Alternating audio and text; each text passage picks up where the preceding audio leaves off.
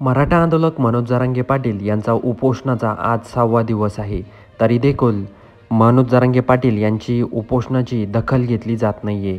तर मनोज जरांगे पाटील हे आक्रमक झाले आहे. त्याचबरोबर त्यांनी माध्यमाशी बोलताना म्हटलं आहे की सरकारला जर आम्हाला आरक्षण द्यायचं नसेल तर तसं स्पष्टपणे सांगा, आम्ही दुसरा मार्ग पत्करू, असं देखील मनोज जरांगे पाटील यांनी म्हटलं आहे. त्याचबरोबर आज मनोज जरांगे पाटील उपोषण सोडण्याच्या मार्गावर आहे. कारण असं दिसत आहे त्या ठिकाणी मनोज जरांगे पाटील यांची तब्येत खूप ढासळलेली आहे. त्याचबरोबर जवळजवळ 110 मराठा समाजाचे जे लोक आहेत हे उपोषणाला मनोज जरांगे पाटील यांच्यासोबत बसले आहेत. त्याचबरोबर हे सर्वांनी 110 ते 11 जण त्यामध्ये सहभागी झाले आहे. त्याचबरोबर यांनी देखील 5 ते 6 दिवसापासून आमरण उपोषण अंतरवाली सराटीमध्ये केलं आहे. त्याचबरोबर मनोज जरांगे यांच्या भेटीला संतोष देशमुख यांचं कुटुंब, त्याचबरोबर त्यांची मुलगी सर्वजण भेटायला आली आहेत. त्याचबरोबर मनोज जरांगे पाटील यांनी माध्यमांशी बोलताना म्हटलं आहे की सरकारला जर आम्हाला आरक्षण द्यायचं नसेल तर तसं स्पष्टपणे सांगा, आमच्याकडं दुसरे पण मार्ग आहे, आम्ही दुसऱ्या मार्गाने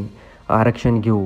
मनोज जरांगे पाटील आता कदाचित आज उपोषण सोडू शकतात आणि मागच्या वेळेस जेव्हा त्यांनी स्वतःहून उपोषण सोडलं होतं तेव्हा त्यांनी अनेक मराठा समाज घेऊन ते मुंबईच्या दिशेने त्यांनी कूच केली होती.